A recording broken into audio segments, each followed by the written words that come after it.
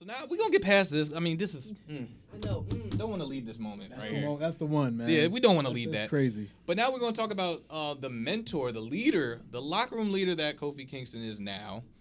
What do you see in the locker room now with the young guys? There's a lot of young talent coming up the locker rooms right now. It's really exciting, man. Mainly, so especially like, so 205 Live to me is like the best kept secret. You know what I'm saying? Like, y'all are so talented. Like they're and every match, like everything is so crisp and people are doing things that I'm like, man, I'm glad I didn't come in right now because I can't do any of that. Brother, you know what I'm saying? Like, I'm starting to slip and not be able to do it anymore. Like, but it's crazy, man. It's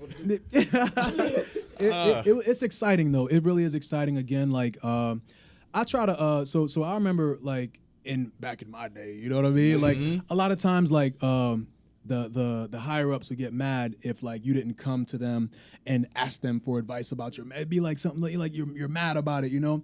And for me, it's like I don't mind if you want my advice or not. Like it's cool because everyone's entitled to like, you know, getting on to or having their own journey and making their own mistake. That's how you learn. That's how you get better. If you go out and you do what I want you to do, like you're not getting better. You're a puppeteer. You know what I'm saying? You're a puppet. I'm just the one that's pulling the strings. You know what I mean? So I'm always there, you know what I'm saying, for people to come to me and ask me for my advice and my experience, and I'm more than happy to give it, you know what I'm saying?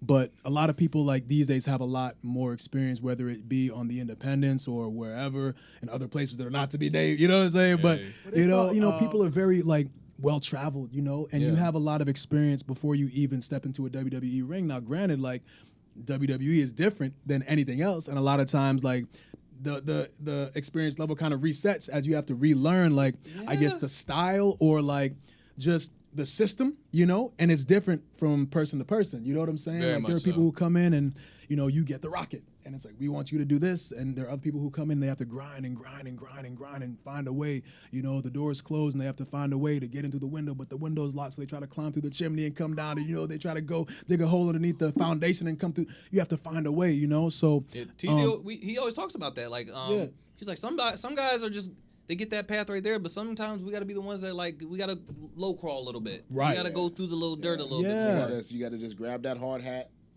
grab your lunch, and just put in 8 hours and clock up for 30 minutes for lunch. Some people just have to do that. Yeah.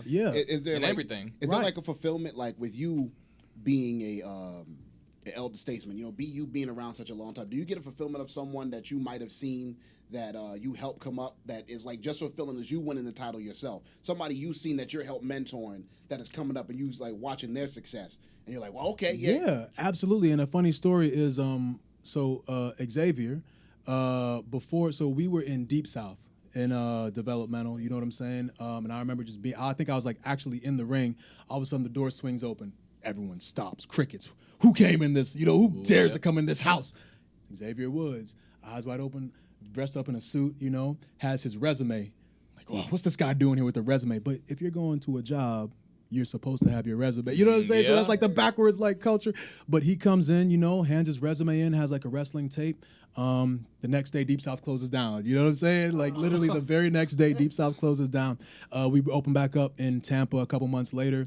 And, you know, a few weeks after that, door swings open again, stops, come through Xavier Woods. I'm like, wow, this dude, he got a suit on again, resume again, you know? So comes in, you talk about like grinding, and he's making these drives all the way from Atlanta, you know what I'm saying? So it was awesome when I saw that he finally got hired, because granted, I wasn't like a huge part of his journey, but I was there when he came in. Like I saw the grind, you know? And then now just seeing how amazing of a mind he has for the business, you know?